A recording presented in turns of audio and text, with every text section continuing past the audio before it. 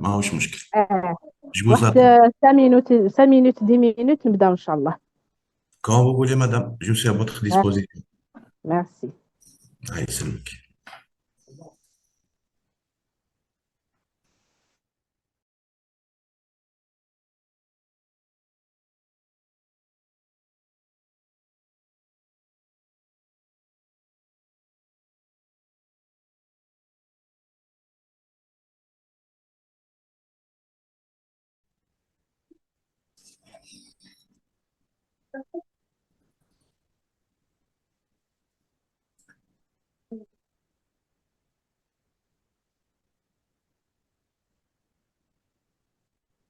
Oui, Hakim, bien sûr. Bismillah. Là. Bon, bonjour tout le monde. Bon, je me représente, Dr. Ahmed Amin, PH de Warikla. On va voir aujourd'hui la présentation ou bien une gestion périopératoire chez un patient aux antécédents ou bien qui a déjà présenté un AVC, quel que soit un AVC ischémique, soit un AVC hémorragique, soit un AIT ou bien accident transitoire. Quels sont nos objectifs? Les objectifs principaux plutôt, autant qu'anesthésiste et bien réanimateur, c'est stratifier ou bien identifier les risques surtout neurologiques à la période opératoire chez un malade dès le début de l'intervention jusqu'à la salle de surveillance post-interventionnelle. Et en plus, à la fin, structurer la surveillance post-opératoire avec une coordination de plusieurs spécialités ou bien multidisciplinaires afin de prévenir ces complications. Donc, le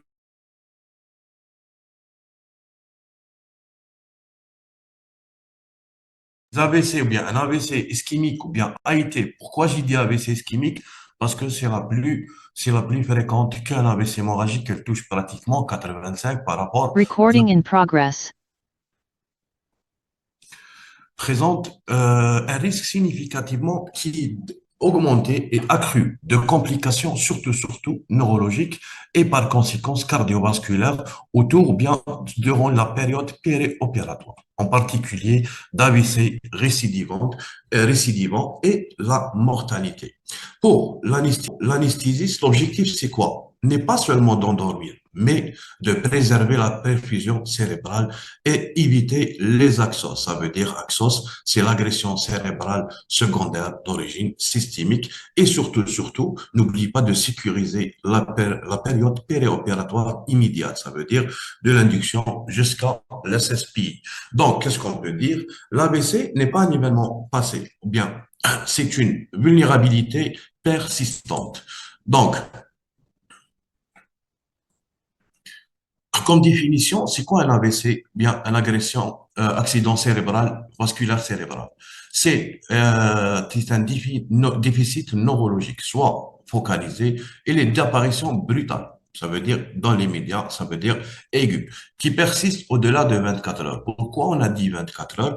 Parce que les déficits neurologiques qui récupèrent avant 24 heures, on peut les appeler persistent au-delà de 24 heures. Pourquoi on a dit 24 heures? Parce que les déficits neurologiques qui récupèrent avant 24 heures, on peut les appeler accidents transitoires. En rapport, mais quand elles dépassent les 24 heures, on parle d'un déficit persistant, ça veut dire un accident vasculaire cérébral qui est persistant, qui est en rapport avec une atteinte vasculaire cérébrale. Ça veut dire il y a deux atteintes. Il y a une atteinte ischémique, une atteinte hémorragique. L'atteinte ischémique, ou bien l'AVC ischémique, c'est le plus fréquent. Lié à quoi? À une occlusion artérielle cérébrale. Et la rupture, ou bien l'AVC hémorragique, c'est une rupture ou bien atteinte d'un vaisseau intracrânien ou bien intracérébral. Pour l'anesthésiste, cette distinction ou bien pour faire la différence, elle est essentielle. Pourquoi? Car l'AVC ischémique, elle expose un risque principalement de récidive ischémique avec une atteinte vasculaire cérébrale. Ça veut dire il y a deux atteintes. Il y a une atteinte ischémique, une atteinte hémorragique. L'atteinte ischémique ou bien l'AVC ischémique, c'est le plus fréquent. Lié à quoi? À une occlusion artérielle cérébrale. Et la rupture ou bien l'AVC hémorragique, c'est une rupture ou bien atteinte d'un vaisseau intracrânien ou bien intracérébral. Pour l'anesthésiste, cette distinction ou bien pour faire la différence, elle est essentielle. Pourquoi? Car l'AVC ischémique, elle expose un risque principalement de récidive ischémique autour de l'intervention, bien la période périopératoire. Par rapport, bien, pour l'AVC hémorragique, il y a un risque hémorragique qui va persister en cas surtout, en cas de reprise précoce des traitements ou bien des antithrombotiques. Donc, sur le plan épidémiologique, elle constitue cet AVC qui va persister en cas surtout, en cas de reprise précoce des traitements ou bien des antithrombotiques. Donc, sur le plan épidémiologique, elle constitue cet AVC, il constitue la première cause de mortalité et handicap acquis chez l'adulte. Chez les patients ont des antécédents d'AVC ou bien d'AIT, accident transitoire, le risque d'AVC est significativement augmenté ou bien majoré. La mortalité est plus élevée, surtout en période post-opératoire, que dans la population générale. Ce risque elle est maximale dans les premiers mois suivant l'événement neurologique. Donc, en pratique anesthésique, le facteur temps, bien temporel, délai depuis l'AVC est un élément pronostic plus déterminant. Donc, sur le plan physiopathologique, ce qui change après un AVC. Quand on a un AVC ancien, donc vous savez tous que l'autorégulation cérébrale, elle est spécifique au cerveau. Donc, quand il y a un AVC, donc cette autorégulation est souvent altérée et atteinte d'une façon soit transitoire, soit prolongée. Qu'est-ce qu'il va y avoir après? On aura un débit sanguin qui devient pression dépendant, ça veut dire selon les pressions et selon les volumes. Et toute variation ou bien toute altération de la pression artérielle d'une manière brutale peut atteindre ou bien entraîner une hypoperfusion cérébrale. On insiste, hypoperfusion cérébrale. Donc, quelles sont les conséquences pratiques? Une hypotension péropératoire, même si elle est modérée, elle peut induire ou bien donner une ischémie cérébrale secondaire. Donc, deuxième, c'est la notion de réserve cérébrale qui va être diminuée. Le cerveau post-AVC, il a des réserves fonctionnelles qui vont être réduites. Ça veut dire les pressions et selon les volumes. Et toute variation ou bien toute altération de la pression artérielle d'une manière brutale peut atteindre ou bien entraîner une hypoperfusion cérébrale. On insiste, hypoperfusion cérébrale.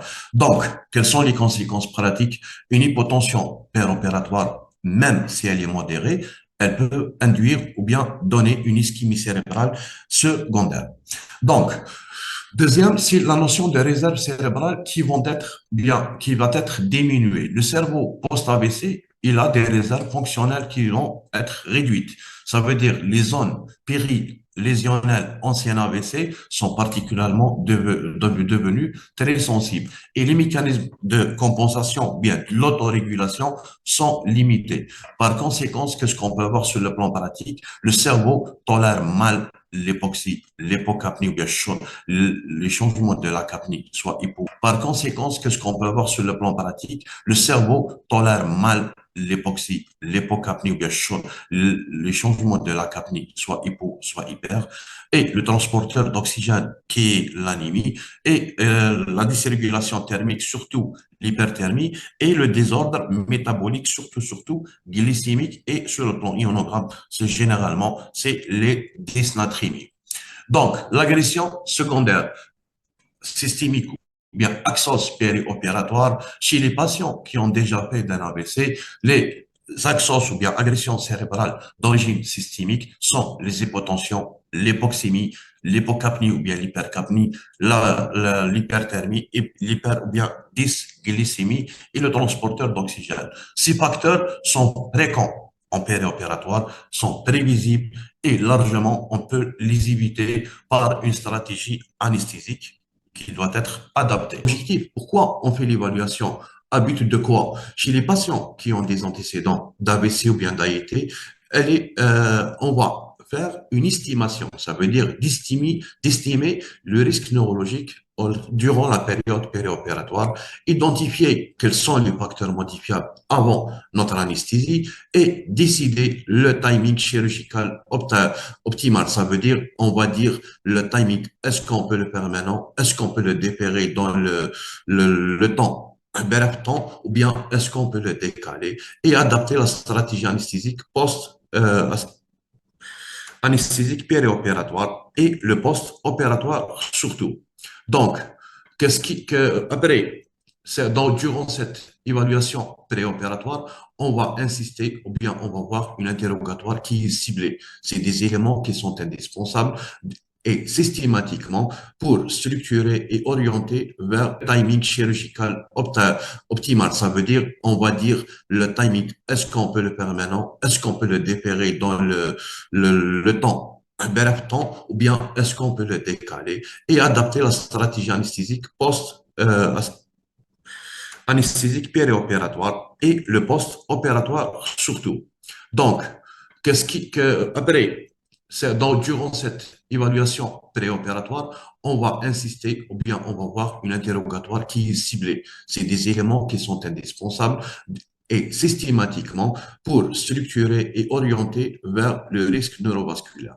Qu'est-ce qu'on va voir? On va documenter obligatoirement la date précise de cet AVC qui a déjà fait ce malade, ou bien a été, le type, est-ce qu'elle est ischémique, est-ce qu'elle est hémorragique, est-ce qu'elle est transitoire, sévérité initiale et séquelles actuelles. Ça veut dire la sévérité initiale, est-ce qu'elle a nécessité une prise obligatoirement, la date précise de cet AVC qui a déjà fait ce malade, ou bien a été, le type, est-ce qu'elle est ischémique, est-ce qu'elle est hémorragique, est-ce qu'elle est transitoire, sévérité initiale et séquelles actuelles. Ça veut dire la sévérité initiale, est-ce qu'elle a nécessité une prise en charge en réanimation proprement dite? Est-ce qu'elle a laissé des séquelles dans le temps? Est-ce qu'il a récupéré? Est-ce qu'il n'a pas récupéré? Et surtout la période neurologique récente. Ça veut dire l'épisode, est-ce qu'il a déjà euh, modifier son examen neurologique, est-ce qu'il est resté stable? Et bien sûr, on va insister, on va voir le traitement antithrombotique qui est déjà en cours parce que c'est un élément important durant notre intervention, bien notre prise en charge anesthésique. Et bien sûr, chercher les facteurs associés, ça veut dire quoi que ce soit métabolique, vasculaire ou bien cardiaque. Mais l'hygiène de vie, sévérité initiale, est-ce qu'elle a nécessité une prise en charge en réanimation proprement dite? Est-ce qu'elle a laissé des séquelles dans le temps? Est-ce qu'il a récupéré? Est-ce qu'il n'a pas récupéré? Et surtout la période neurologique récente. Ça veut dire l'épisode, est-ce qu'il a déjà euh, modifié son examen neurologique? Est-ce qu'il est resté stable? Et bien sûr, on va insister, on va voir le traitement antithrombotique qui est déjà en cours parce que c'est un élément important durant notre intervention, bien notre prise en charge anesthésique. Et bien sûr, chercher les facteurs associés, ça veut dire quoi que ce soit métabolique, vasculaire ou bien cardiaque, mais l'hygiène de vie ou bien mode de vie. Les facteurs de risque sont l'HTA, fibrillation auriculaire, diabète et dyslipidémie et surtout tabagisme. Donc, un petit résumé, qu'est-ce qu'il faut chercher chaque appareil durant cet interrogatoire? Des déficits, soit que ce soit moteur ou bien sensitif, qui ont persisté, ou bien les séquelles qui ont persisté. Est-ce qu'il y a surtout le trouble de déglutition?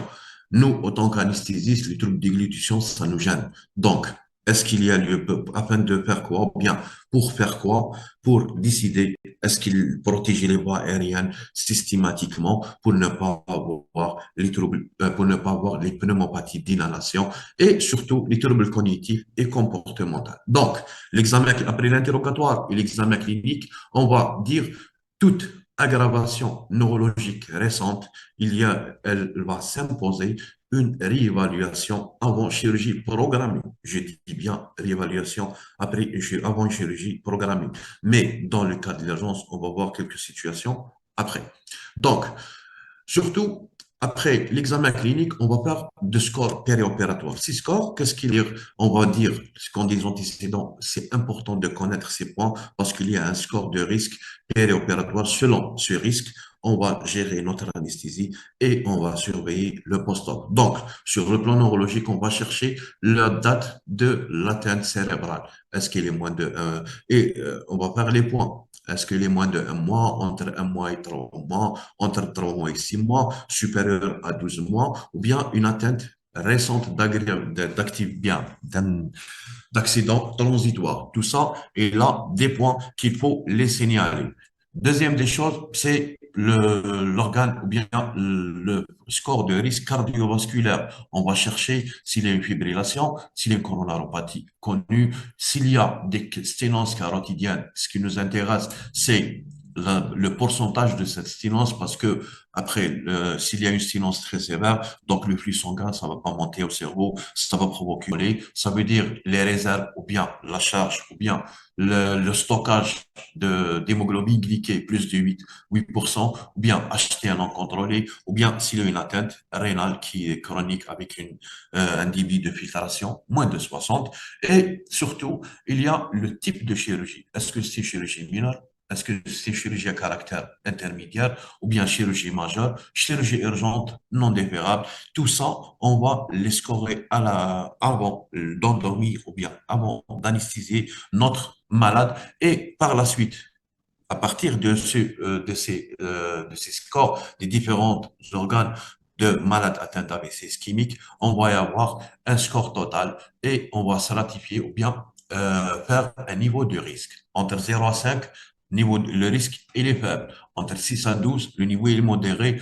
Ensuite, supérieur à 13, il est très élevé. Et quand il est supérieur à 20, il est très, très élevé. Donc, quelles sont nos conséquences? Donc, quand il y a un risque faible, la chirurgie, elle est possible avec une surveillance standard et dans les règles de l'art. Modérée, optimisation préopératoire et unité des soins intensifs, elle est recommandée. Quand le score, bien le niveau de risque, il est élevé, l'AREA ou bien l'unité de soins intensifs est obligatoire avec une stratégie de surveillance renforcée. Et quand le risque il est très élevé, donc maintenant, on va voir une discussion pluridisciplinaire en réanimation qui va séjourner d'une manière prolongée. Donc, la stratification, on va insister sur la stratification. Il vaut mieux apprendre ce tableau parce que on va le faire sur le plan pratique, on va le voir et on va l'appliquer sur notre travail pratique. C'est surtout la stratification des risques neurologiques périopératoires. Ça veut dire quoi? On va voir le délai d'AVC, le type, les séquelles et la chirurgie et l'état hémodynamique et le traitement antithrombotique. On a plusieurs stades. Il y a un stade où il y a le risque, il est faible, risque intermédiaire et le risque, il est haut. Ça veut dire, quand on a un délai plus de 9 mois, on peut le considérer un risque qui est faible. Entre 3 et 9 mois, il est intermédiaire. Moins de 3 mois, c'est un risque qui est sévère. Le type d'AVC, quand il y a pardon? Quand il y a un type de... Vous m'entendez? Est-ce que vous m'entendez? Oui, monsieur. Très bien, on peut continuer. Donc, on va voir le type d'AVC quand il est ancien ou bien un AVC ischémique et un AVC hémorragique récent, selon l'atteinte de neurologique en périopératoire et selon les critères, on va stadifier ou bien on va dire malade à faible risque, malade à risque intermédiaire, malade à risque élevé. Ce tableau, il vaut mieux l'apprendre par cœur. Donc, il va vous aider sur le plan pratique. Donc, plus le patient cumule ou bien les critères de haut risque, plus que la chirurgie doit être dépérée ou bien sécurisée. Bon, je parle des interventions, bien sûr, programmées. Mais quand il y a une urgence, on va dire qu'il vaut mieux faire une chirurgie ou bien une anesthésie qui doit être sécurisée et adaptée. Troisième des choses, quelles sont, bien, la prochaine, quels sont les examens complémentaires? Ça veut dire quand et pourquoi. Les examens complémentaires sont indiqués pourquoi? Bien quand? Quand il y a un AVC qui est récent, quand il y a accident transitoire qui est récent, quand il y a aussi modification neurologique clinique récente, ou bien chirurgie à haut risque hémodynamique, ça veut dire une intervention hémorragique ou bien une intervention dans le cadre de polytrauma, peut être aussi inclure quoi? L'imagerie récente selon le contexte. On ne demande pas les examens systématiquement selon le contexte et selon les signes d'appel. L'échographie et le transfert aortique à faire quoi pour voir les sténoses des carotides et le CG, l'échographie cardiaque, elle est plus ou moins selon les signes d'appel. S'il y a une modification de souffle, bien s'il y a une modification à l'ECG, s'il y a une modification clinique, ça veut dire dyspnée, dans ce cas-là, on va demander un ECG et plutôt une échographie cardiaque. Il y a un bilan biologique ciblé, ça veut dire on va demander un bilan selon les signes d'appel et le contexte. En réalité, aucun examen systématique inutile. L'indication doit être raisonnée. Ça veut dire, on ne demande pas pour demander, on demande pour des raisons, pour signes cliniques. Donc, selon les signes d'appel cliniques, selon l'intervention et selon, bien sûr, l'ancienneté de notre agression cérébrale, on va demander ces examens complémentaires et il doit être systématiquement bien raisonné d'une manière très rigoureuse.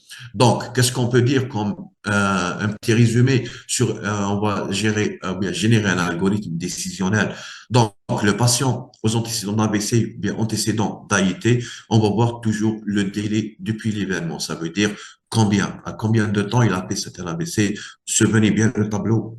Quand on a dit tout à l'heure, il vaut mieux l'apprendre. Moins de 3 mois, reporter, c'est possible. Sinon, optimisation qui doit être maximale et la réanimation ou bien unité de soins intensifs en post-opératoire.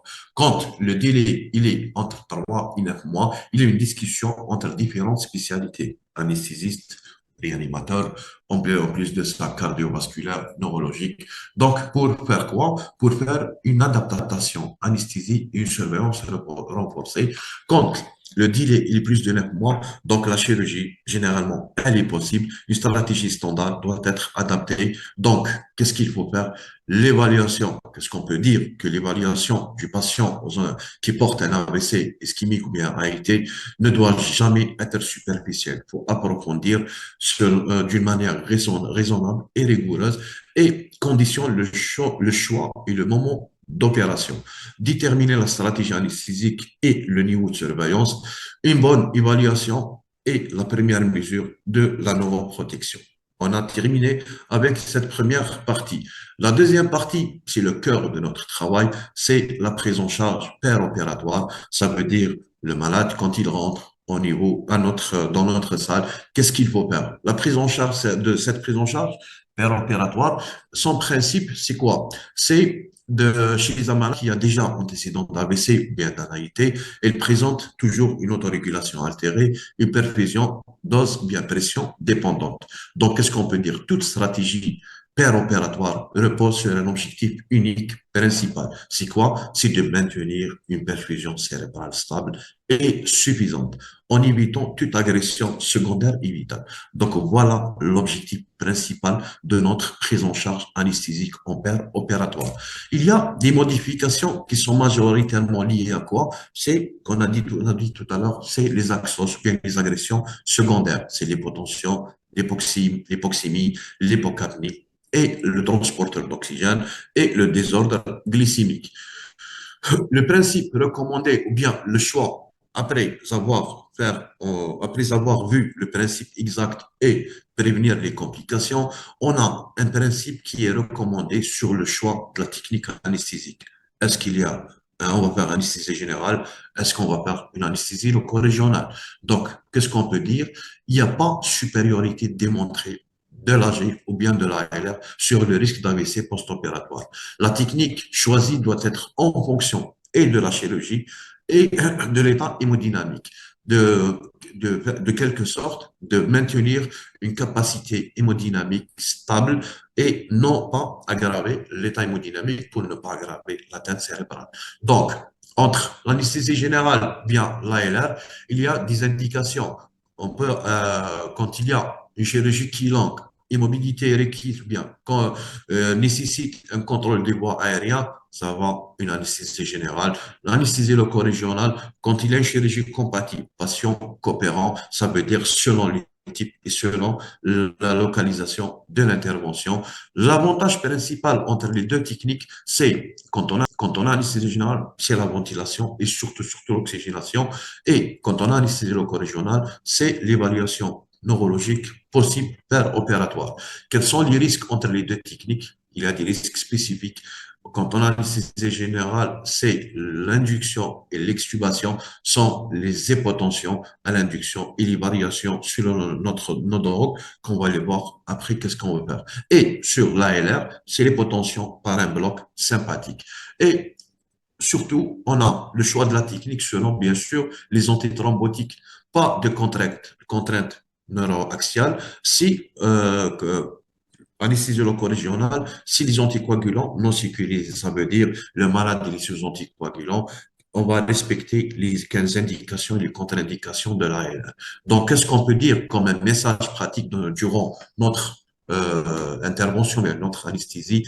Donc, l'anesthésie générale, acceptable, l'induction doit être titrée avec une pression maîtrisée. Et l'ALR, acceptable si l'état hémodynamique est strictement recommandé ou bien contrôlé. Donc, voilà. Donc, la technique anesthésique, bien, le choix de la technique anesthésique, il a toujours des indications selon le malade, selon le type d'anesthésie, bien sûr, selon la sévérité de l'atteinte. Deuxième des choses, on va insister en opératoire sur la neuroprotection. La neuroprotection, elle est très importante. Elle a comme objectif, c'est des paramètres et des objectifs qu'il faut les respecter. Ce tableau, il faut que vous l'appreniez par cœur. Parce que si on ne fait pas une neuroprotection opératoire, on aura des complications et des conséquences qui sont néfastes en post-opératoire. Le premier objectif, c'est la pression artérielle moyenne, ou bien la pression artérielle. Elle doit être entre 80 et 90 de la moyenne de référence. Ça veut dire quand on installe chaque malade, il a une moyenne de référence et quel que soit, quoi que ce soit, il est hypertendu ou non. Donc, quand vous le scopez, donc ce qu'il y a lieu de faire, c'est de prendre cette moyenne, faut pas la dépasser. Non, l'objectif, c'est quoi? Ou bien, pourquoi on insiste sur cet objectif de la pression artérielle moyenne? C'est pour avoir une perfusion cérébrale pour pression dépendante pour ne pas avoir des hypoperfusions. La variation de la pression doit être moins de 20%, car s'il y a augmentation de 20%, s'il y a une atteinte d'hypoperfusion cérébrale. Donc, qu'est-ce qu'il faut faire? C'est un facteur qui est modifiable numéro un. Donc, la pression artérielle moyenne et la variation de la tension.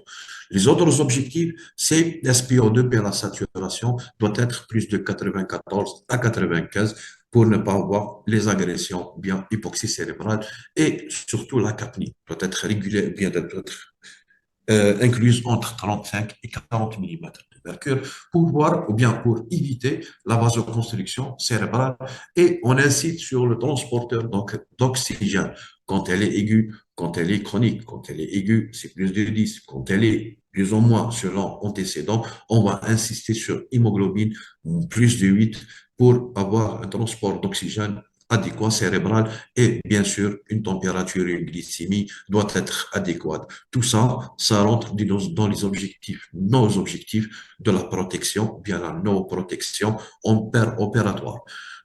Quelle est maintenant la stratégie opératoire, bien notre stratégie, qu'est-ce qu'il faut avoir avant l'induction? On a dit qu'il faut toujours avoir une pression artérielle de référence, un monitorage complet plutôt selon l'intervention, selon les risques. Quand il y a un risque plus, ça veut dire intermédiaire ou bien au risque, ça nécessite une pression artérielle invasive, bien une PAS. Toujours le vasopresseur prêt avant l'hypnotique et on a une préoxygénation optimale ou bien adéquate. Ça veut dire pour ne pas avoir une hypoxie ou bien à l'induction. Correction d'une hypovolémie évidente pour avoir au moins une pression artérielle adéquate et une pression artérielle moyenne de référence adéquate. Donc, l'induction, c'est le temps critique majeur à l'induction. Notre objectif, c'est de ne pas avoir une hypotension, ça veut dire zéro hypotension. L'hypnotique doit être titrée, dose réduite. Éviter le bolus rapide. Cura non dépolarisant est toujours privilégié. Pourquoi? Parce que si on fait de dépolarisant, il y a des risques d'hypercalémie. Éviter succinylcholine, c'est un moteur que quand il y a un déficit moteur ancien, il y a risque d'hypercalémie. Correction de toute chute de la pression artérielle. Ça veut dire l'hypoperfusion dépend de la pression artérielle. Donc, il faut utiliser soit la phényléphrine ou bien noradrénaline, c'est le plus recommandé selon l'ASPAR 2024. Donc, maintenant, quelles sont les drogues? On va voir les différentes drogues utilisées dans notre induction ou bien notre anesthésie.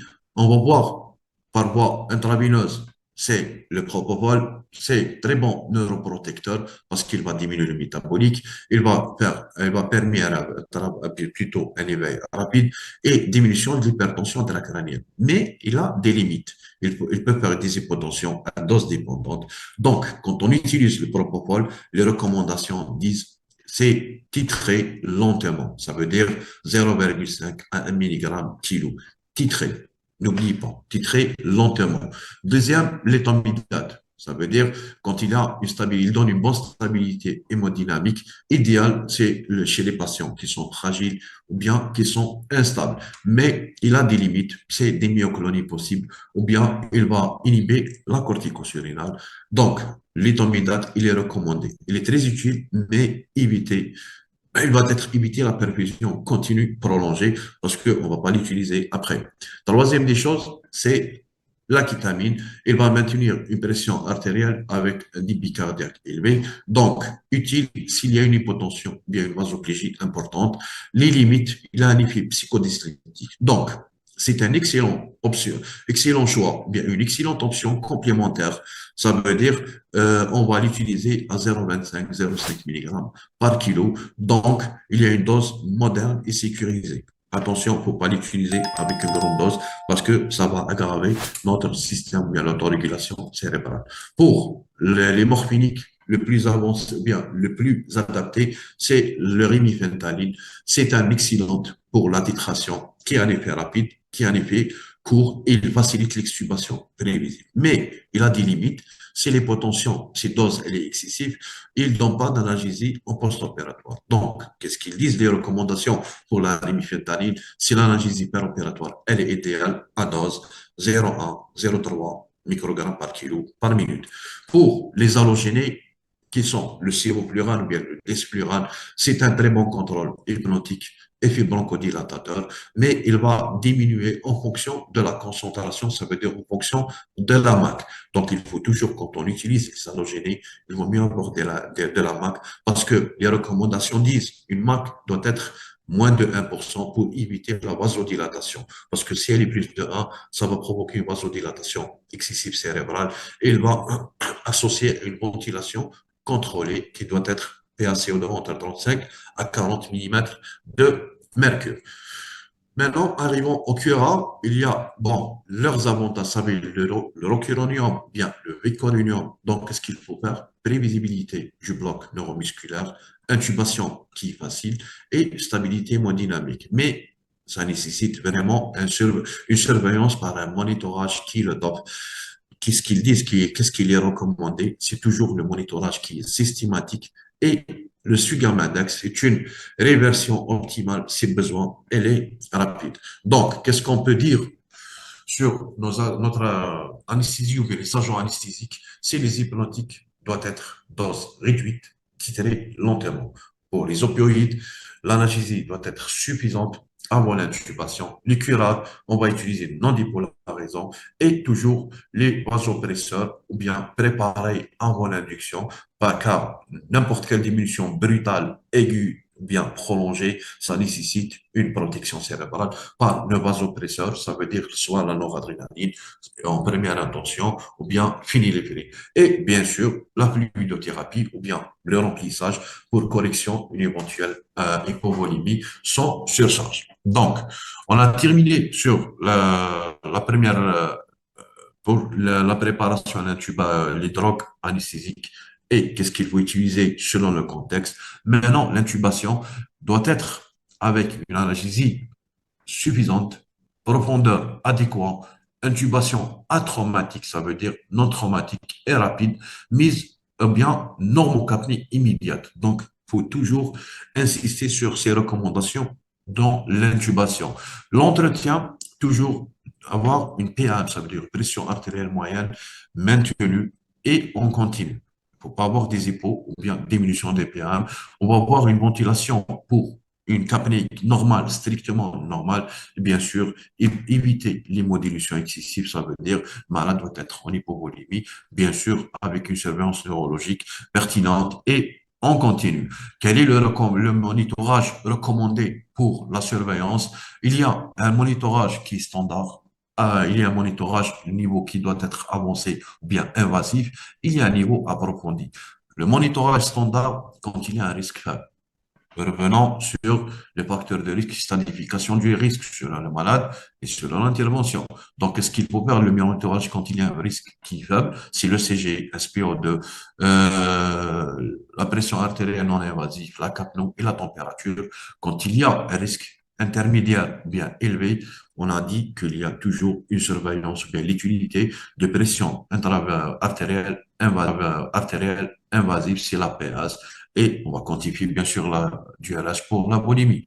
Quand il y a très haut risque ou bien euh, malade avancé, on va avoir un monitorage recommandé généralement, c'est le BIS. Donc, aucun monitorage avancé ne compense une hypotension non corrigée. Donc, qu'est-ce qu'il faut faire dans notre travail anesthésique? La première des choses, pardon.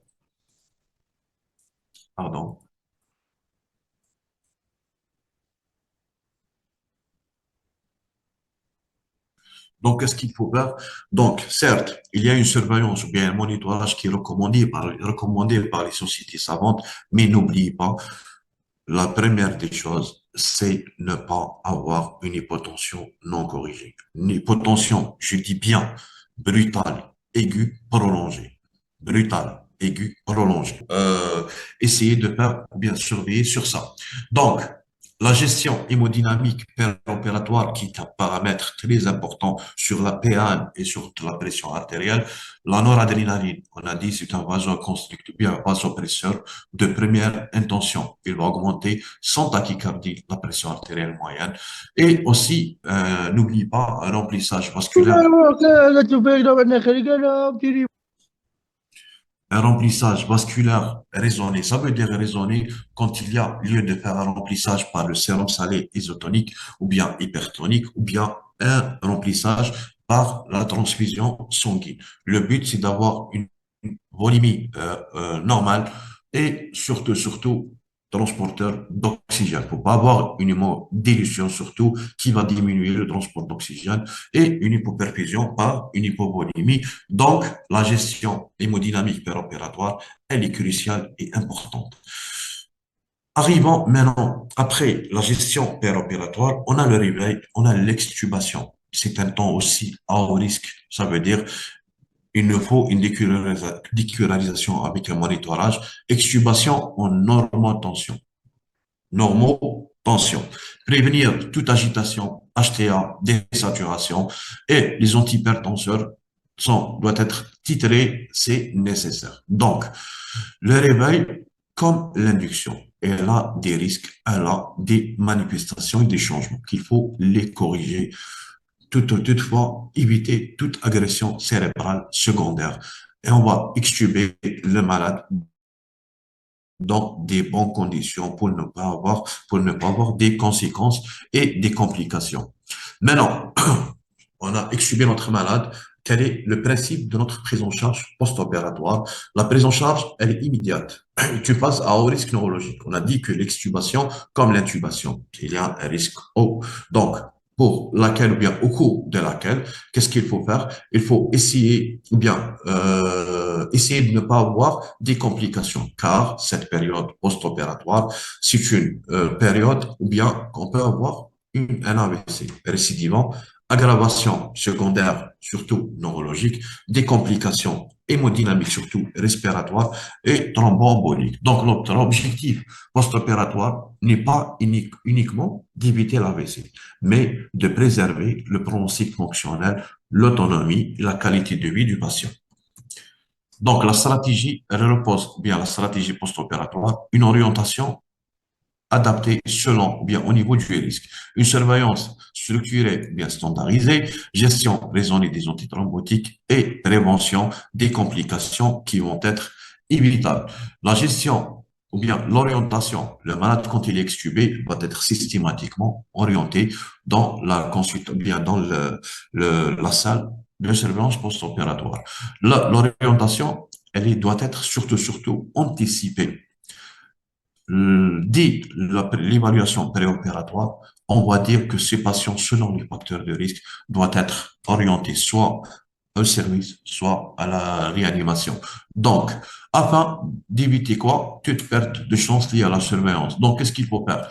Donc, selon le risque, ou bien selon les conséquences, l'orientation recommandée. Quand il y a un risque faible, malade, il va être au service, durée minimale, elle est standardisée, et surveillance neurologique standard. Quand il y a un risque intermédiaire, l'unité de soins intensifs, elle est recommandée au moins pendant 24-48 heures, toute surveillance neurologique et hémodynamique toutes les 4 heures, pendant surtout la phase critique, c'est les premières 24 heures. Quand il y a un risque élevé, c'est la réanimation ou bien unité de soins intensifs est obligatoire au moins pendant 72 heures, ou bien où il y a une surveillance neurologique, elle est horaire, ça veut dire de chaque heure pendant surtout la phase critique, les premières 24 heures. Quand il y a un risque élevé, la réanimation doit être prolongée et la surveillance doit être continue et renforcée selon l'état hémodynamique et l'état neurologique. Qu'est-ce qu'il faut faire dans la surveillance post-opératoire? Doit être cette surveillance selon l'axe ou bien selon l'organe et quel est l'objectif, quel que soit, bien qu'est-ce qu'il faut faire comme action. Donc, s'il y a l'axe sur l'axe neurologique, donc il y a une évaluation. Bien, notre objectif, c'est d'évaluer strictement ou bien faire un checklist. La fréquence de cette surveillance neurologique ou bien post-opératoire, c'est horaire plus chaque 6 heures puis 4 heures dans les premières 24 heures. L'état hémodynamique, c'est avoir une normotension, notre objectif, et éviter les hypotensions, bien sûr, les hypertensions. La fréquence, elle est rapprochée et on continue. Sur le plan respiratoire, on a dit l'objectif principal et les conditions post-opératoires, c'est l'SPO de plus de 94 afin et prévenir surtout l'inhalation, la surveillance, mais la fréquence doit être en continu et surtout l'axe de douleur et métabolique immobilisation selon les objectifs, avoir une glycémie normale pour pas avoir une hypo ou bien une hyperglycémie avec un ionogramme, c'est surtout l'anatrémie. Mobilisation et kinésithérapie doit être régulière, tout ça d'une manière quotidienne et régulière et en continu. Donc, voilà qu'est-ce qu'il faut surveiller en post-opératoire. Maintenant, en post-opératoire, quels sont bien l'SSPI ou bien dans la réanimation, il y a des objectifs comme le péropératoire, comme le préopératoire. Il y a un objectif qui est hémodynamique, n'est pas une norme. Notre objectif, cet objectif hémodynamique, c'est pas de normaliser d'une manière agressive la tension, mais de maintenir une normotension selon la tension de départ de l'individu. Donc, il y a une normotension individualisée, proche des valeurs habituelles. Sur le plan, bien les principes pratiques, éviter toute hypotension. Donc, notre objectif, bien notre stratégie en tant qu'anesthésiste, c'est d'éviter toute hypotension prolongée, car il y a un risque d'hypoperfusion cérébrale. Éviter toute poussée hypertensive brutale, car il y a un risque hémorragique. Et bien sûr, adapter les objectifs selon à l'histoire vasculaire. Ça veut dire HTA chronique ou bien sténose carotidienne. La reprise des antithrombotiques est très importante, très importante cette étape, car le malade, on a dit, il y a toujours c'est des malades qui ont déjà des traitements, parce que antécédents d'AVC ou bien d'AIT. Les antithrombotiques, soit par les antiagrégants plaquettaires, soit les HPPR. Donc, elle est individualisée. Chaque cas est un cas, selon les facteurs de risque, selon l'intervention. Doit être prise d'une manière collégiale. Ça veut dire collégiale entre anesthésiste, réanimateur, bien sûr, neurologue et le cardiologue. Tout ça pour avoir quand est-ce qu'on va repris notre traitement. Et bien sûr, n'oublie pas à mentionner dans le dossier. Donc, selon la situation clinique et le délit indicatif de la reprise de ces antithrombotiques, les antiagrégants plaquettaires, ça veut dire l'aspégique ou bien le clopidogrel, doit être repris dans H12 à H24 si l'hémostase bien sûr est satisfaisant et assuré.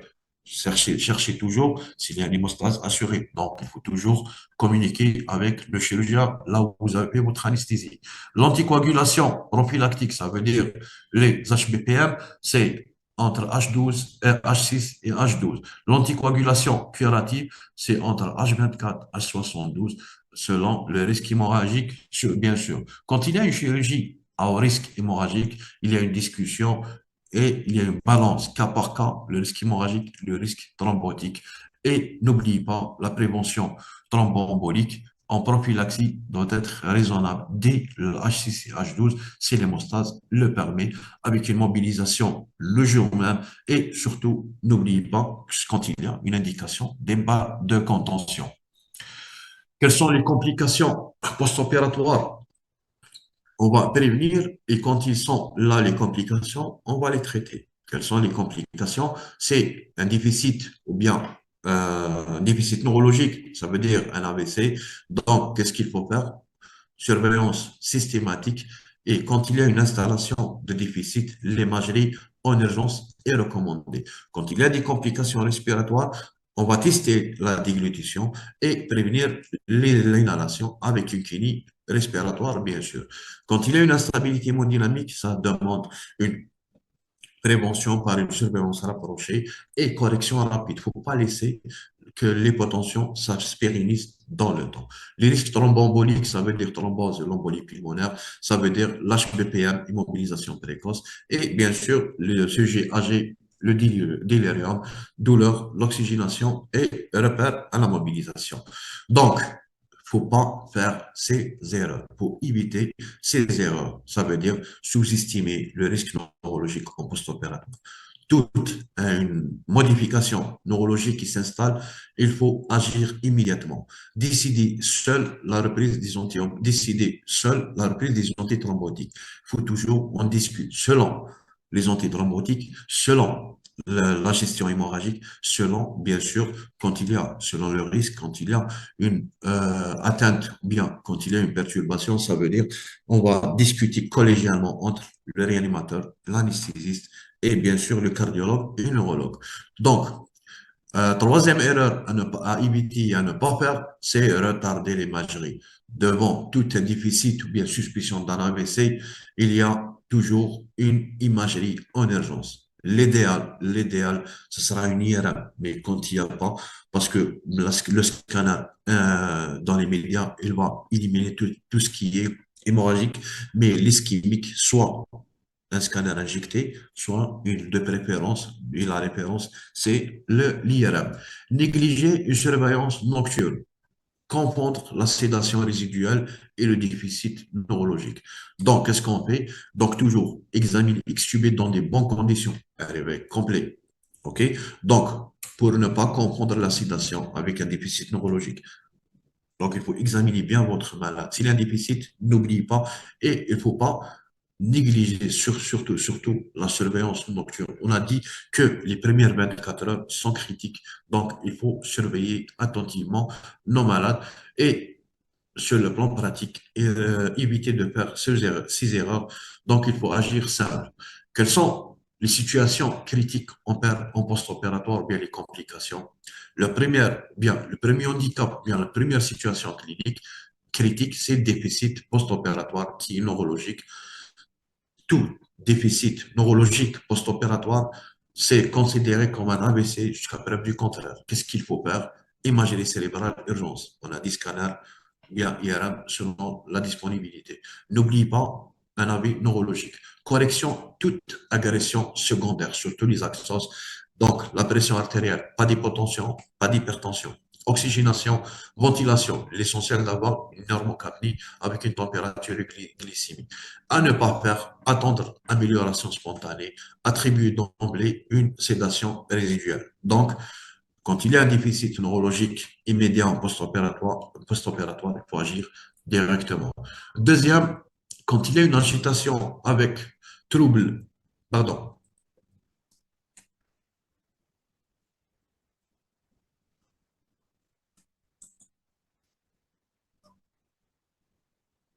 quand il y a une agitation inhabituelle, on a toujours l'impression ou bien l'habitude de négliger agitation. Mais non, quand elle est inhabituelle, ça veut dire. Il y a trouble de langage, il y a asymétrie motrice, surtout en salle de réveil, c'est un AVC jusqu'à preuve du contraire. Donc, ne pas attribuer tout à l'anesthésie. Donc, à chaque fois, on dit c'est l'anesthésie. Non, il faut toujours examiner le malade quand il y a une agitation, trouble de langage, asymétrie ou bien déficit. Donc, il faut raisonner ou bien il faut éliminer un AVC. Donc, l'imagerie urgente, avis neurologie immédiat. La deuxième situation critique, c'est l'hypotension ou bien post-opératoire prolongée. Ça veut dire plus de 10 minutes, ou bien répété. C'est un risque majeur d'hypoperfusion qui est d'origine secondaire. Donc, toujours, quand il y a une hypotension, il faut vérifier la cause. Est-ce qu'il y a une hypovolémie? Est-ce qu'il y a une vasoplégie qui persiste? Est-ce qu'il y a un saignement? Est-ce qu'il y a mais on dit pas un surdosage ou bien une accumulation des drogues? Toujours rétablir, bien restaurer rapidement une PAM individualisée selon les valeurs habituelles. N'oubliez pas, les vasopresseurs, c'est la noradrénaline. Toujours une hypotension doit être titrée ou bien traitée dans les médias. Éviter un remplissage excessif pour ne pas atteindre ou bien diluer les transporteurs d'oxygène qui est l'hémoglobine et par l'hémodilution. Troisième situation critique, c'est la poussée hypertensive qui est brutale. Il y a toujours un risque d'aggravation neurologique, il y a un risque hémorragique. Donc, devant toute une hypertension brutale post-opératoire, il faut vérifier d'abord s'il y a une agitation, s'il y a une douleur, s'il y a une retention, s'il y a une hypoxie, ou bien notre objectif c'était quoi? C'est quoi? C'est normotension, bien normalisation progressive de la tension et pas de chute brutale. Attention à la chute brutale parce qu'on a l'habitude toujours hypertension, on fait non antihypertenseurs. Attention des chiffres tensionnels. Faut pas corriger rapidement. Et bien sûr, la dernière complication critique, c'est les troubles respiratoires, inhalation, chez un malade qui a des troubles de déglutition. Donc, qu'est-ce qu'il faut faire? Une oxygénation immédiate. Et il y a toujours testé la déglutition avant tout.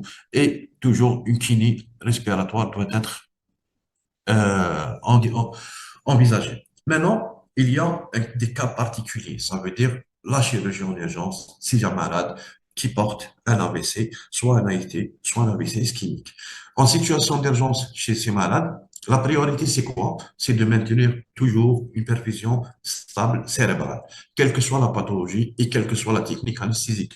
Donc, selon la technique, selon l'intervention, et deuxième des choses, selon, bien sûr, la technique anesthésique. Quels sont les principes généraux en urgence dans ces cas particuliers? C'est pas de délai pour une optimisation.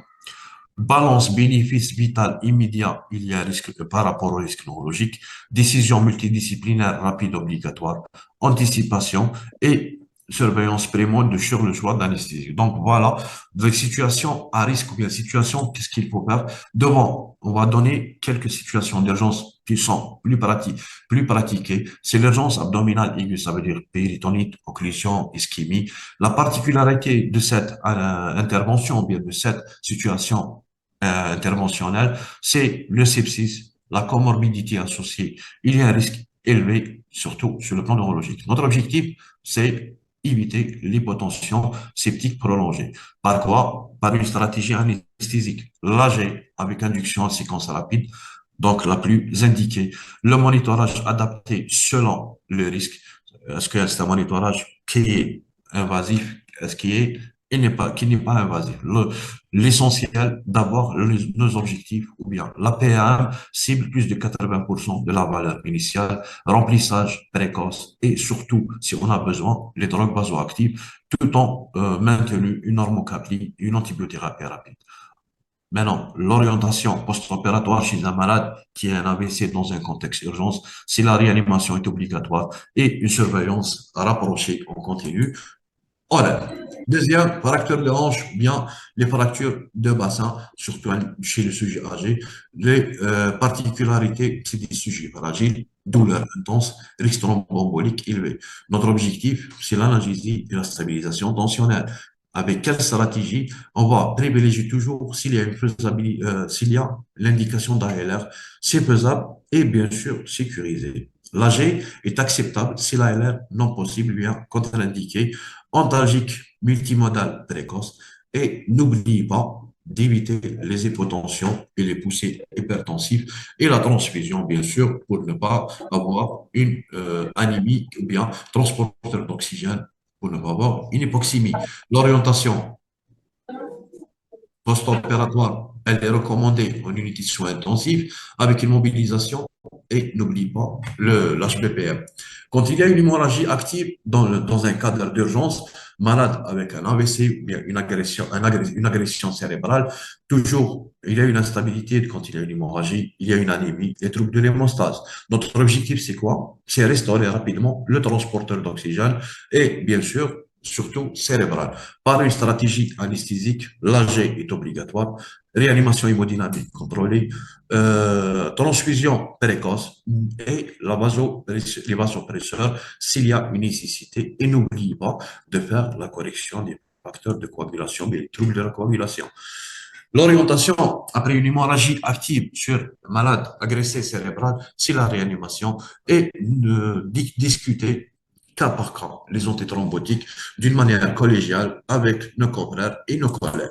Donc, piège à connaître et à éviter. En termes de cette prise en charge périopératoire et prise en charge anesthésique et réanimation, il faut connaître plusieurs choses, il faut éviter plusieurs choses. Qu'est-ce qu'il faut éviter? Eh bien, les pièges diagnostiques, confondre la sédation résiduelle et déficit neurologique, sous-estimer un AIT post-opératoire, attribuer un déficit à l'âge ou au terrain spécial. Deuxième piège décisionnaire, donc à éviter, décider seul la reprise des antithrombotiques, normaliser agressivement la pression artérielle, négliger une surveillance nocturne. Troisième piège de l'organisation, orienter immédiatement ou bien post-opératoire inadéquat. Ça veut dire retour trop précoce en conventionnel bien en service, absence de transmission structurée lors de la relève, non-transmission de la PAM cible et d'événements péropératoires. Donc, on a terminé pratiquement avec la gestion périopératoire et la gestion anesthésique chez un malade qui a fait un AVC ischémique ou bien hémorragique dans un contexte programmé ou bien dans un contexte d'urgence, ça veut dire selon les indications chirurgicales, selon les recommandations bien précises et ce qu'il faut faire en tant qu'anesthésiste sur la période, bien dans la période périopératoire, qui est la période importante durant notre métier en tant qu'anesthésiste. Si vous avez des questions, je suis à votre écoute. Sinon, on passe au cas clinique. On va essayer de voir si vous avez bien compris les choses. Donc, vous avez des questions, l'équipe, avant d'entamer notre cas clinique, qu'on va voir une situation quelconque, qu'est-ce qu'il faut faire, quelles sont les questions à poser. Si vous avez des questions, je suis à votre disposition.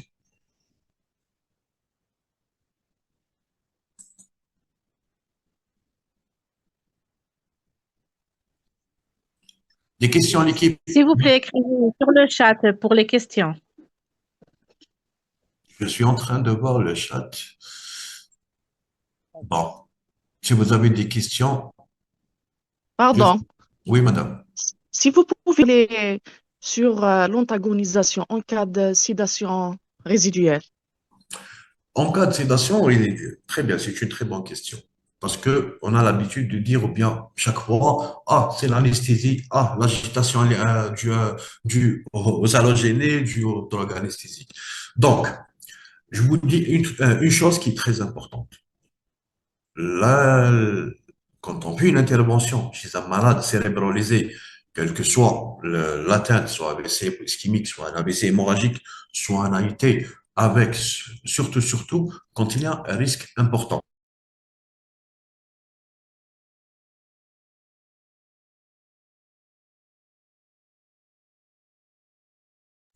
L'extubation, ça se fait sur table.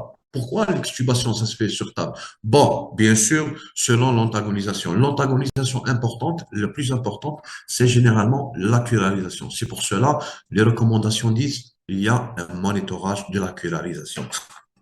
L'antagonisation de monitorage, plutôt de curare, elle est très importante. Il faut la faire selon les cas, selon les contre-indications, bien sûr, et les indications. On a dit, bon, ou bien les dernières nouveautés, le Sugammadex est utilisé largement. Pourquoi? Pour extubation sur table. S'il y a une extubation ou bien, si le malade, il récupère, ça veut dire il récupère, pas de déficit, surtout motrice, et surtout les pupilles, et surtout l'état hémodynamique, bien sûr, parce que c'est elle qui va nous provoquer des hypotensions, des hypoperfusions, des complications. S'il n'y a pas, on peut extuber notre malade avec antagonisation selon le top et selon le monitorage de la curarisation. S'il y a une atteinte sensitivo-motrice, ça veut dire un déficit ou bien inégalité pupillaire. N'oublie pas ça. On a l'habitude, on a l'intention d'oublier de surveillance des pupilles chez un malade anesthésié. S'il y a une anisocorie ou bien une inégalité, dans ce cas-là, il faut réendormir le malade et faire un scanner ou bien une IRM dans l'urgence. Donc, revenons aux antagonistes. Le curare est privilégié. Parce que il est indispensable et recommandé d'essayer d'extuber le malade en opératoire ou bien sur table opératoire. On utilise la décurarisation ou bien antagoniste du curare s'il y a sur Gamadax, c'est encore mieux. Et pour le narcan, bien sûr, le narcan, c'est des cas par cas, mais attention, chez des malades qui ont déjà une fragilité, donc il ne faut pas l'utiliser trop. Le narcan, ça veut dire antagoniste des morphiniques. S'il y a HTA, c'est des malades qui ont des HTA, pour ne pas avoir des hypertensions. Bien sûr, le narcan, c'est des cas par cas, mais attention, chez des malades qui ont déjà une fragilité, donc il ne faut pas l'utiliser trop. Le narcan, ça veut dire antagoniste des morphiniques. S'il y a HTA, c'est des malades qui ont des HTA, pour ne pas avoir des hypertensions et pour ne pas avoir une agression hémorragique. Donc, la décurarisation, elle est recommandée du cura, mais le narcan ou bien des morphiniques n'est pas recommandé. Pourquoi? Pour ne pas confondre entre l'anesthésie et les effets résiduels et bien sûr l'activité ou bien le réveil post-opératoire. Voilà. Donc,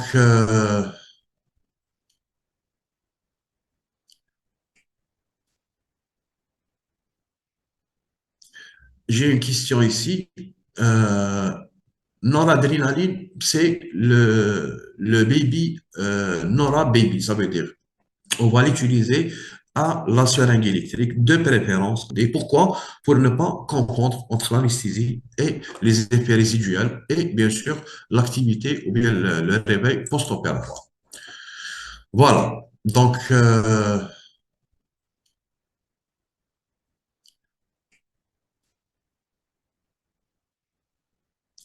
j'ai une question ici. Euh, Noradrénaline, c'est le baby, Nora baby, ça veut dire. On va l'utiliser à la seringue électrique, de préférence à la seringue électrique des doses recommandées. Généralement, c'est 0,01 jusqu'à 0,05. Quelles sont les options thérapeutiques devant un AVC? Option thérapeutique, ça veut dire quoi? Ischémique. Quand il y a une agression cérébrale et confirmée ischémique qui est en post-opératoire, on l'a dit tout à l'heure, il faut discuter l'anticoagulation et les antithrombotiques. Mais il faut cérébral et confirmé ischémique qui est en post-opératoire, on a dit tout à l'heure, il faut discuter l'anticoagulation et les antithrombotiques. Mais il faut chercher, est-ce que c'est une hypotension qui a donné cette, et c'est la plus probable, est-ce que c'est un terrain coronarien ou pas? Si un terrain coronarien, une hypotension péropératoire, ou bien post-opératoire immédiat, prolonger ou bien répéter, dans ce cas-là, une évaluation neurologique, elle est recommandée. Et n'oubliez pas le CG et taux de troponine. La situation, selon l'atteinte, soit cardiaque, soit situation cérébrale, l'option thérapeutique, qu'est-ce qu'on peut faire? C'est les antithrombotiques selon la durée et selon l'intervention, bien sûr. S'il y a une intervention hémorragique, il faut retarder. Revenons au tableau qu'on a déjà discuté tout à l'heure pour voir la reprise des antithrombotiques sur l'AVC ischémique sur son AD. Revenons au tableau qu'on a déjà discuté tout à l'heure pour voir la reprise des antithrombotiques sur l'AVC ischémique sur soit en post-opératoire, soit en préopératoire. Concernant l'analgésie, on utilise la fentanyl sulfenta. Pas de, oui, bien sûr, moi, quand j'ai dit à Rémi fentanyl, bien les anesthésiques, bien les antalgiques, ce qui est recommandé, ce qui est bien utilisé. Mais quand on a, bien sûr, l'analgésie elle est très avancée, plutôt très recommandée, nous, dans notre pays, on a l'analgésie qu'il faut la gérer, fentanyl ou bien sulfentanyl. Donc, il faut les utiliser, il n'y a pas de souci. Donc, il n'y a pas de remifentanil. Je sais, généralement, on est devant des sujets âgés. Oui, des sujets âgés. Qu'est-ce qu'on a dit tout à l'heure? Soit les protiques, soit les morphiniques. Le sujet âgé, Damon, entre deux options. Remifentanil, ou bien les anesthésiques, bien les antalgiques, ce qui est recommandé, ce qui est bien utilisé. Mais quand on a, bien sûr, l'analgésie elle est très avancée, plutôt très recommandée. Nous, dans notre pays, on a l'analgésie qu'il faut la gérer, fentanyl ou bien sulfentanyl. Donc, il faut les utiliser, il n'y a pas de souci. Donc, il n'y a pas de remifentanil. Je sais, généralement, on est devant des sujets âgés. Oui, des sujets âgés. Qu'est-ce qu'on a dit tout à l'heure? Soit les protiques, soit les morphiniques. Le sujet âgé, Damon, entre deux options à faire. C'est diminution des doses et la titration. Il faut éviter, bon, là, vous m'avez dit, il faut éviter une laryngoscopie douloureuse en mettant le temps qu'il faut diminuer des doses chez le sujet âgé. Non, excusez-moi, je vais vous répondre. La laryngoscopie, certes, elle est douce, mais il faut utiliser systématiquement, c'est des sujets qui sont fragiles avec atteinte cardiaque ou bien atteinte cérébrale, donc il faut utiliser les morphiniques. Soit le plus recommandé, c'est le remifentanil, mais quand on en a, on a le fentanyl, ou bien fentanyl et sulfentanyl. L'essentiel, il faut couvrir le geste laryngoscopique parce que il est très douloureux, bien sûr. Quelle est la dose la plus adaptée? La dose la plus adaptée, revenons sur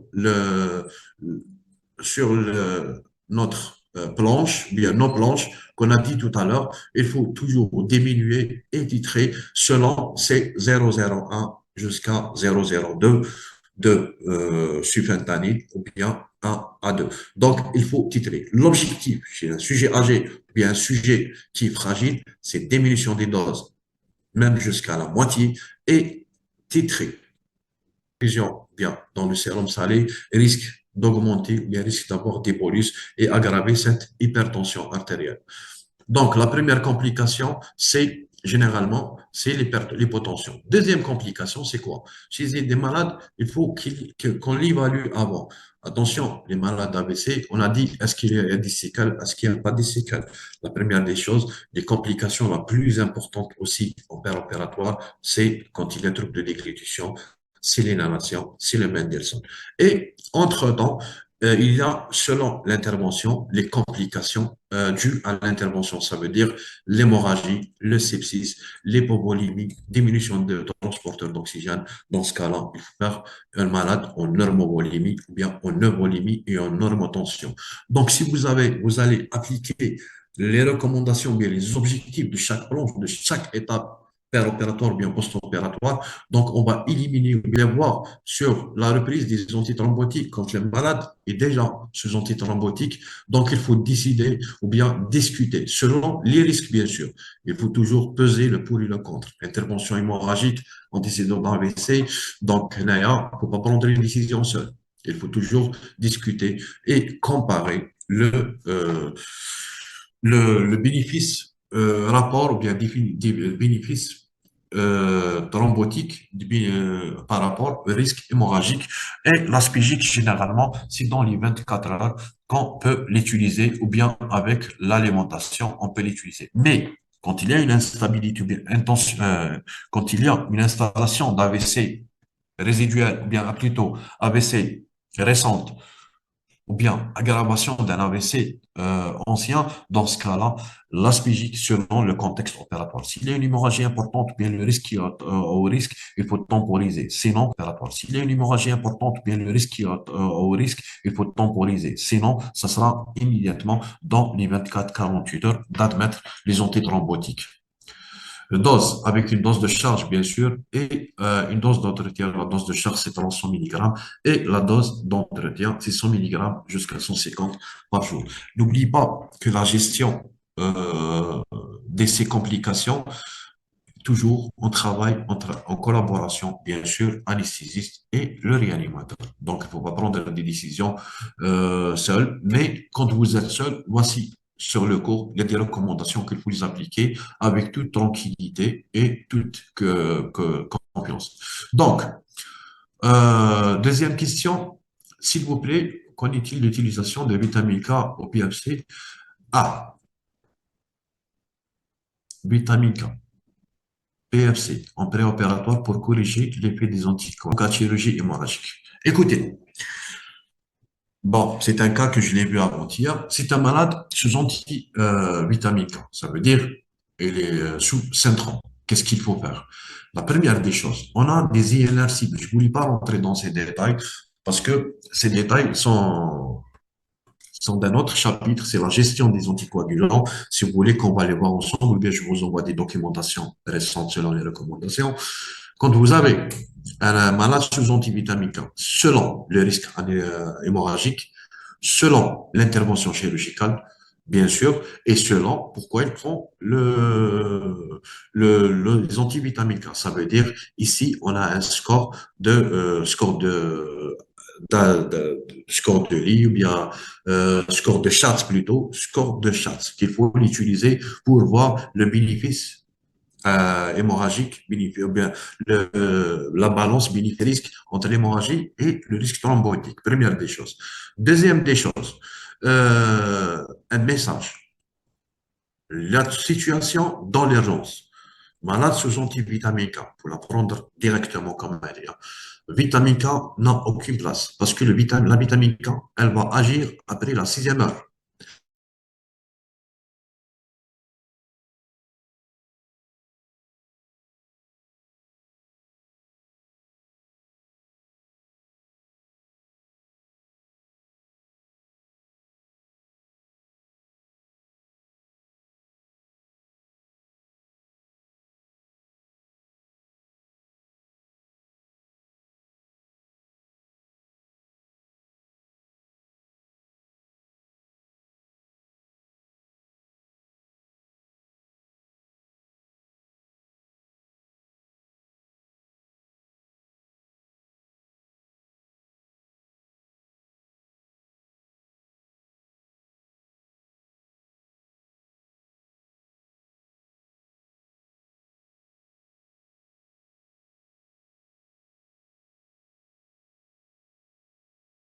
Recording in progress. CPFC ou bien les PPSP.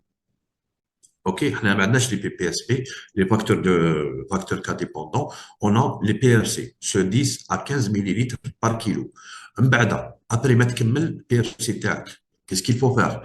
Il faut une demi-heure après refaire l'INR. Si elle est moins de 1,5, on peut aller. هذه الحاجة الأولى.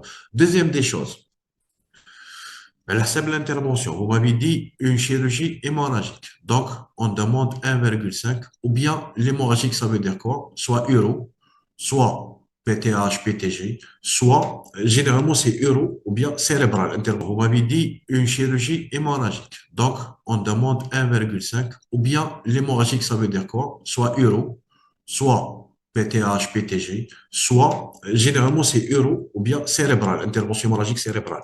Là, ça demande l'INR 1,2, mais chez 1,5. Mais haja, la plus importante, c'est les ondes, c'est d'utiliser le PFC. On peut utiliser. Il n'est pas déconseillé de faire l'exercice acétylsalicylique. Certes, il ne faut pas donner avec une grande quantité, bien sûr, selon les recommandations bien détaillées de l'acétylsalicylique. Et il va aider à diminuer le saignement. Et bien sûr, n'oublie pas, quand il y a une hémorragie, c'est corriger l'hypovolémie. OK?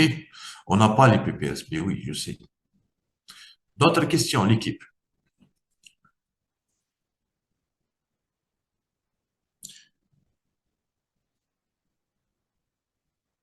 Vous avez autre question?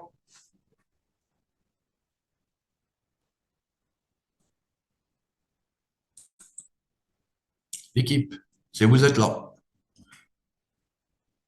J'ai pas d'autres questions, complications immédiates.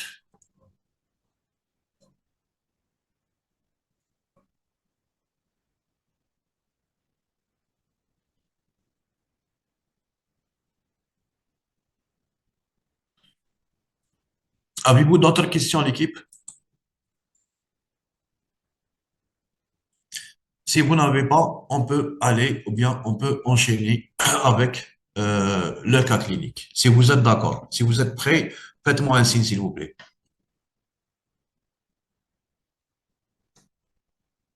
L'équipe, vous êtes là? J'ai une autre question. En cas d'un AVC récent qui était thrombolisé récemment, rentre dans les urgences, c'est le même protocole. Oui. Donc, quand on a une thrombolyse ou bien un AVC qui a été thrombolisé, dans le cadre de l'urgence, c'est le même protocole. Oui, toujours, c'est le même protocole, bien sûr, c'est la perfusion cérébrale, c'est la PM, c'est la tension artérielle. Ici, il y a une seule chose différente, c'était quoi? C'est la gestion des post-opératoires des antithrombotiques. Voilà. Donc, sinon, il y a toujours une agression cérébrale. Donc, dans ce cas-là, il faut toujours appliquer le même protocole, les mêmes impératifs et les mêmes conduites. Donc, on peut commencer. Bon, si vous n'avez pas d'autres questions, avancer avec le cas clinique. Donc, on a monsieur de 70 ans, 72 ans, admis aux urgences pour une fracture de col. C'est l'atteinte la plus fréquente. Col fémoral après une chute à domicile. On note dans ses antécédents un AVC ischémique selvien il y a 4 mois. Récupération, elle est quasi complète. Hypertension artérielle, diabète de type 2 sous traitement et FA non valvulaire. Ça veut dire qu'il a une fibrillation atriale mais elle n'est pas valvulaire, d'origine cardiaque. Traitement habituel, il est sous anticoagulation, bien sûr, anticoagulation, coagulant oral. Le chirurgien décide de l'opérer. Il n'a pas préféré de déférer. Donc, c'est une intervention dans le cadre de l'urgence déférée. Ça veut dire dans les 24 heures. Première question. Pardon. Pardon.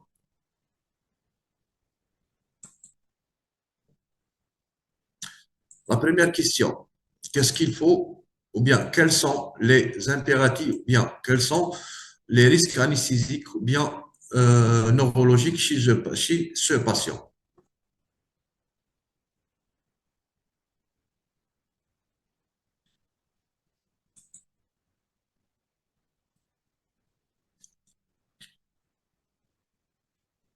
Vous êtes là?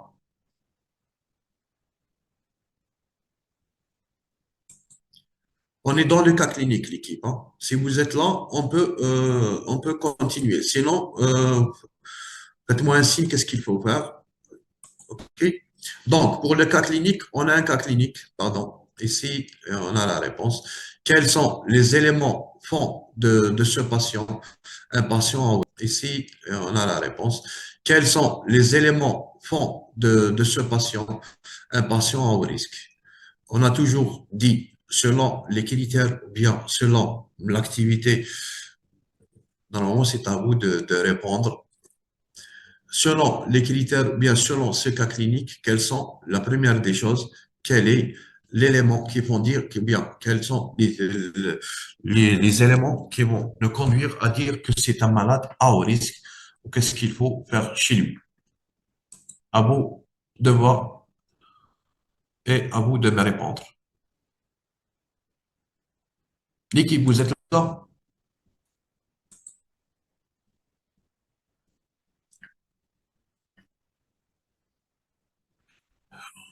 Vous êtes là, l'équipe?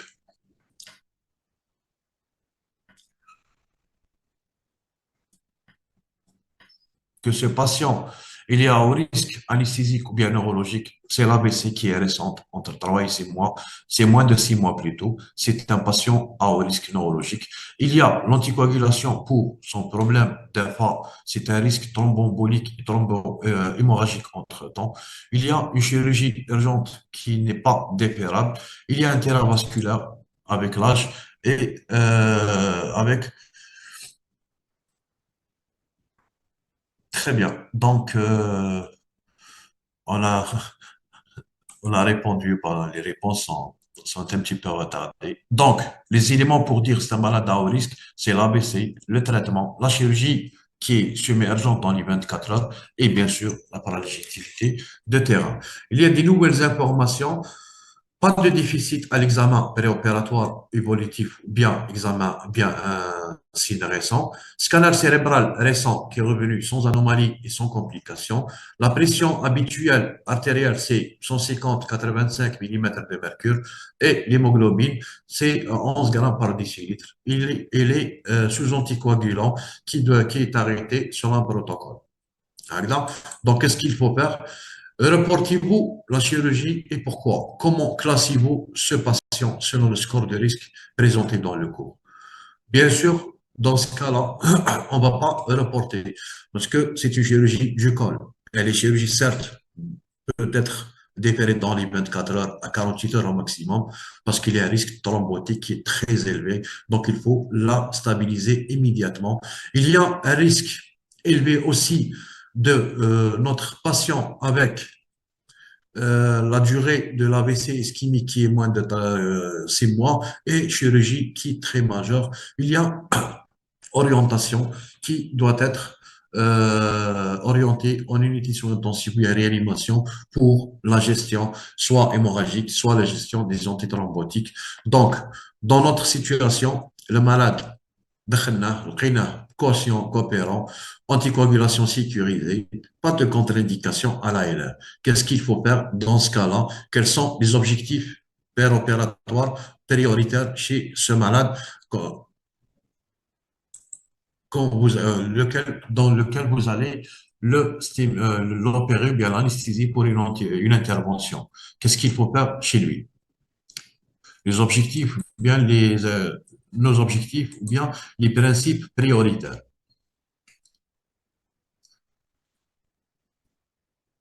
Les objectifs, comme sont désignés au cours selon les recommandations. On dit ALR bien âgé sont possibles selon l'individualisation, soit de personnes, selon la décision de chirurgicale, le col. On peut utiliser l'ALR, soit l'ALR en continu, soit l'ALR en titré, mais aussi on peut utiliser l'AG, toujours pour faire la technique que vous la maîtrisez. OK? Mes messages, toujours, quelle que soit la technique, l'intervention hémorragique, le patient au risque. Donc, il y a des impératifs, il y a des objectifs. Surtout, c'est l'état hémodynamique qui prime sur la technique. Quels sont les objectifs de cet état hémodynamique? Zéro hypotension, PAM entre plus de 80% de la pression artérielle et n'oubliez pas, bien sûr, le transporteur d'oxygène et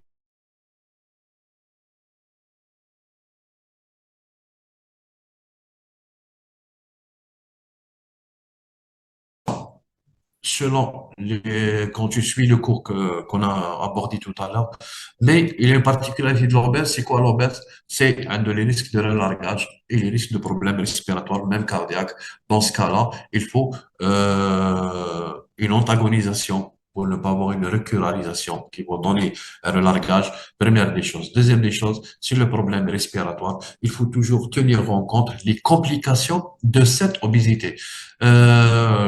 L'intervention, bon, le terrain de l'obèse, c'est un terrain un petit peu particulier, mais ça va pas gêner. C'est toujours appliquer les mêmes principes selon, c'est des cas par cas. Je vous ai dit, c'est des protocoles individualisés. Chaque cas est un cas et toujours prenez les malades, l'essentiel que ne pas avoir des hypotensions, diminution de la PAN et ne pas faire des agressions sur le problème, sur l'agression secondaire d'origine systémique qu'on appelle ça les accès.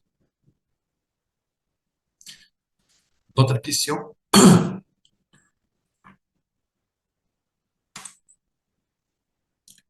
Avez-vous d'autres questions, l'équipe?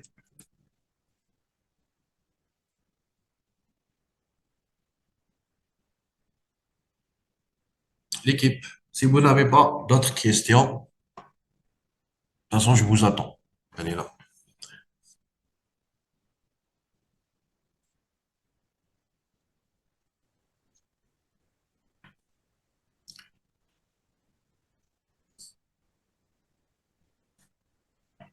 Avez-vous d'autres questions, l'équipe? Apparemment,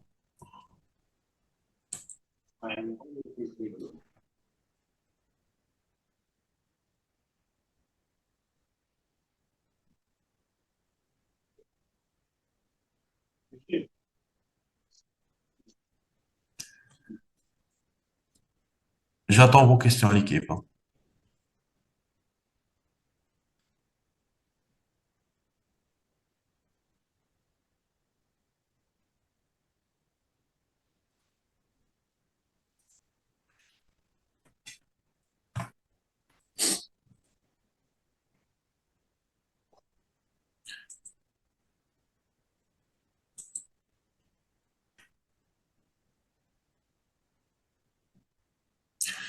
Bon, si vous n'avez pas d'autres questions, comme je vous ai dit, Madame Khalifa, elle a mon mail. Vous pouvez m'envoyer, puis je vous donne, si je peux aider, je suis là. Bonsoir, professeur. Yatik Saha, merci à vous, Madame. J'espère que c'était utile et bénéfique pour l'équipe. دام ما كانش des questions, on va clôturer. Pardon? إذا ما كانش plus de questions, on va clôturer la formation. Quand vous voulez, Madame. J'attends votre décision. Alors, Oui, posez Madame. vos questions. Ah, N'hésitez pas. Profitez avec professeur Rahmi.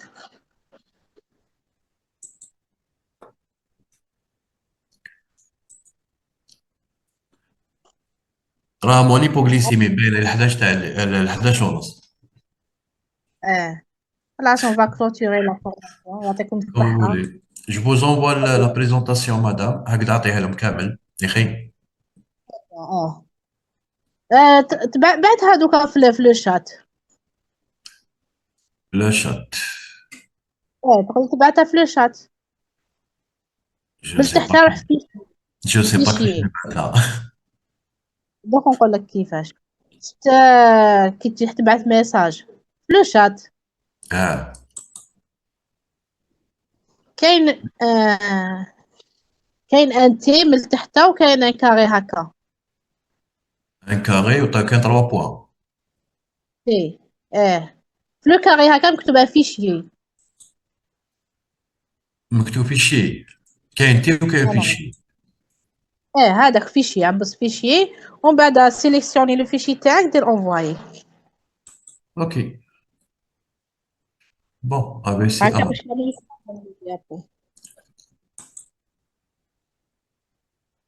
Normalement, c'est bon. Le bateau. اه Très bien, c'est fait, Madame. Le fichier ABC AMA, est fait. اه بس نشوف اذا الحق. Ah oui, monsieur, سي Madame. Normalement, le حق دوكا. خلاص سي بون. Merci pour votre collaboration, madame.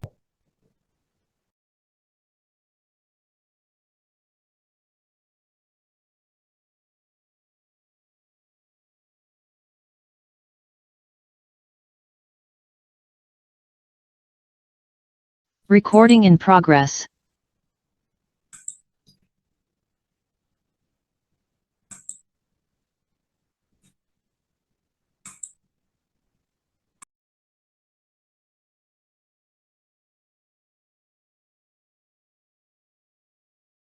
Recording stopped.